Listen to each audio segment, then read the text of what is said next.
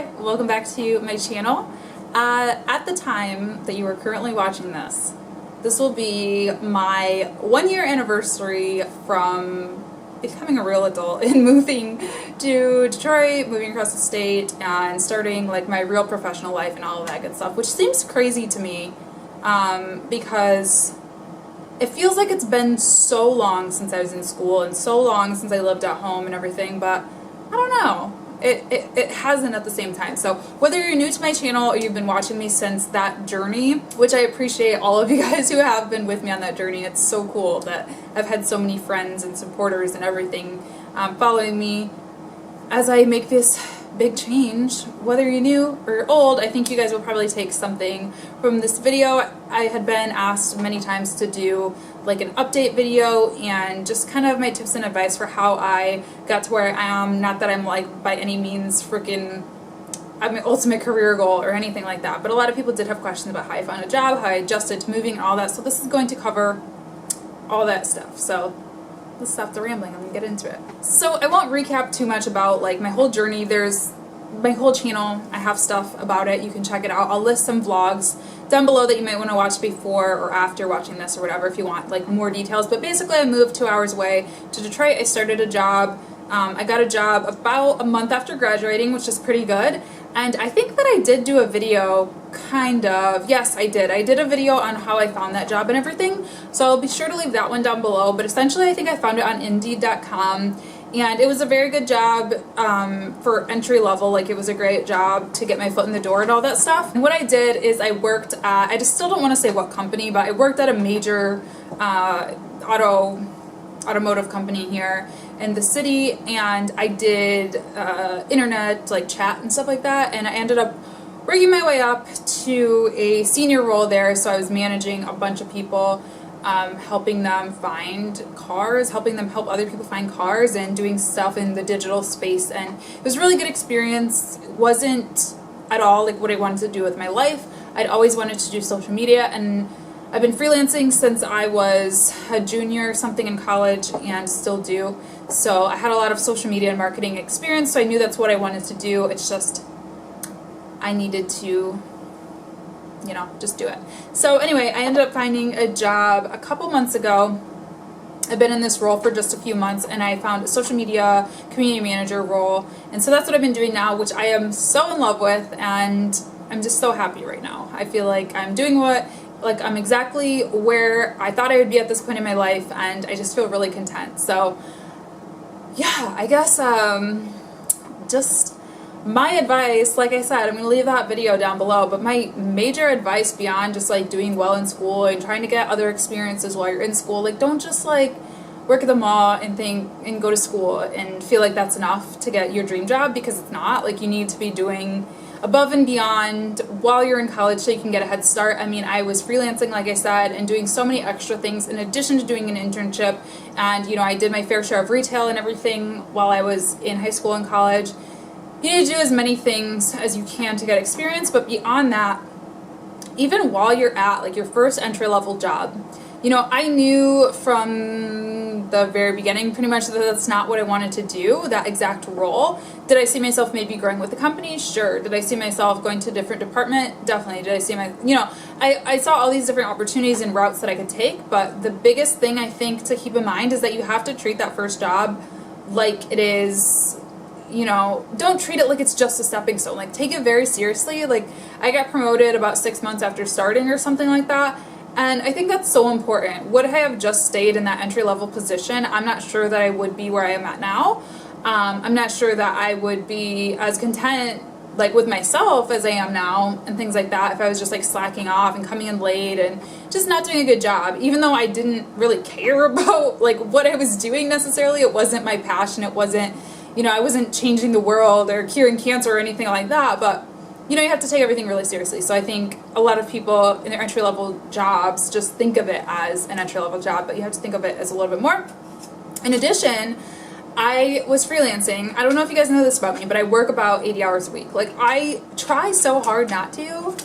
I still do it. But especially when I was in that first job where like I wasn't doing what I was passionate about at all, one, I wanted to freelance even more just because I needed that outlet to do like social and do marketing and stuff because, yeah, I mean, I was in a marketing role technically, but I wasn't doing like the creative stuff that I like to do, and I wasn't really getting to strategize and like work with clients every day and stuff like that. So I really needed to get that outlet. So I did it by freelancing. I started working with Octoly, and I took them on as like my major full-time client. And I'd been working with them since March, kind of paused while I was moving and stuff, and then started again full-time in October. And I think working with them, again, was a big reason that I got my new job that I love so much, and that is like my dream job, for right now at least. Yeah, I mean, I think a lot of people are like, you know, okay, I got this first like data entry job or like call center job or whatever, like, yeah, it's with a good company, yeah, it pays all right, but that's not what I want to do. And they like complain to me and stuff, like my friends and just people I know ask me for advice, but I'm like, okay, but what are you doing in addition to that to try to make your next move? And they're like, well, nothing, like I work 40 hours a week, what do you expect out of me? And I get it. I get that not everybody is like a machine, but I really think it's important to maximize your time and to get as many experiences as you can. And if you're in a role that isn't your dream role and you're not doing what you went to college for or what you thought you would be doing after college, find a way to do it anyway, whether it's volunteering, whether it's freelancing, because you need to get that stuff on your resume to prove that you can do it, I guess, and that you have experience in it, whether you're getting paid for it or not, whether it's at a legit, not necessarily legit, but like a brick and mortar, you know, company, or whether you're doing it freelance or whatever. So yeah, so that's my advice. I don't know. A lot of people ask me for advice. That's all I really have. I mean, it's been a year, like I said. As far as adjusting and stuff, I mean, I did a whole video about moving to Detroit and stuff too. Man, I just want people, if they move here especially, just like open your eyes, explore as much as you can, learn from as many people who are from here as you can, because this is such a cool city. And I mean, any city that you move to, there's going to be like little hidden gems and just little things that you need to explore. And I feel like this year has flown by. I don't think I've spent a single weekend, unless I was sick, at home, like doing nothing. It's just always been either trying a new restaurant or going to see some music or meeting new people. There's just so much going on, and I think that's a big reason why my time has flown by so much. And I don't know, it's really cool. And I can't lie, I do have a pretty amazing teacher. My boyfriend is born and raised here, so I do have to give him a little bit of credit. I know it's a little harder when you move somewhere and you know nobody. I don't really have too much advice as far as that, to be honest. But, you know, I do stuff without him too. It's not like whatever. And I think as long as you can befriend one person who's like from the area that you moved to or whatever, they can be a big help to you by introducing you to their social circles. My friend Nikki as well, like she's introduced me to her friends and showed me things that she likes to do, and because she's from here as well. She went to school at my school, but she's from here as well. So yeah, that's all I have to really say about that, getting acquainted with things. As far as just adulting in general, I mean, I think I've given my post-grad advice enough times. I think I rambled enough in the beginning of this video. But yeah, adulting takes a while to get used to. To be honest, I don't know that I like it that much. Like, I don't know, it's okay. Like, it's okay. I mean, I didn't like college at all. People always say that college are like the best 4 years of your life, but I'm like, who are these people? They're either people who their parents pay for everything, or they just go to like this crazy college party school or something. Because for me, school was really stressful because not only did I have full-time school, double majoring in poli-sci and film, like what?